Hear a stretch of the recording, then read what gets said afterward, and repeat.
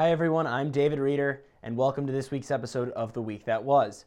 We're gearing up for the NCAA championship season, but still plenty of interesting items on the agenda for this past week, beginning with a story that may sound a bit familiar.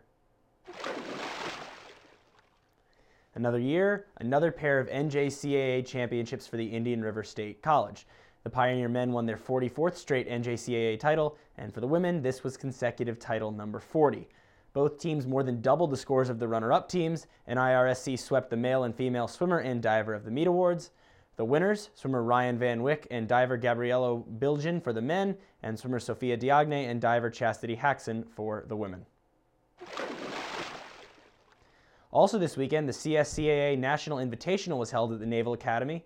Now, this meet has existed before, but it was the first time it received a championship exception from the NCAA, allowing a larger group of teams to attend without having to start their seasons later. The Florida International women and Navy men were victorious.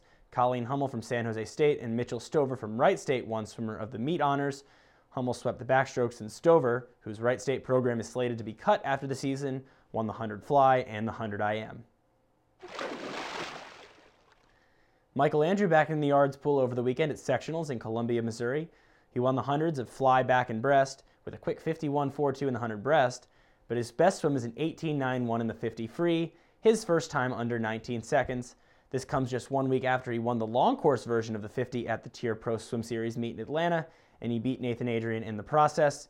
Andrew, who turns 19 this spring, now with a real shot to make his first senior U.S. national team this summer in the Splash and Dash. Two high-profile retirements this week, both female breaststrokers. Ria Canedo, who won the Olympic gold medal in the 200 breaststroke in Rio, announced her retirement at the age of 27.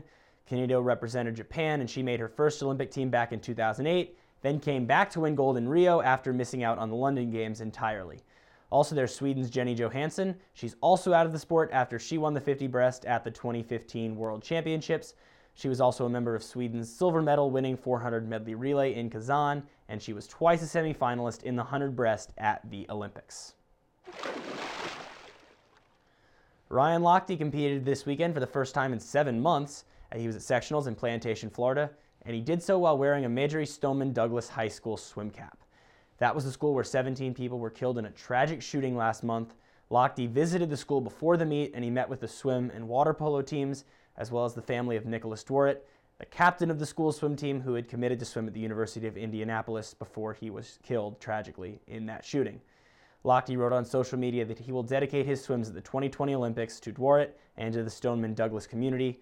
It's a heck of a gesture by one of the world's most famous swimmers. All right, that's it for the news today, and we're ready to gear up for NCAA championship season. I'm heading to Columbus on Wednesday for what should be a fun women's meet, and we'll be back here next week to break it all down. I'm David Reeder, and we'll see you then.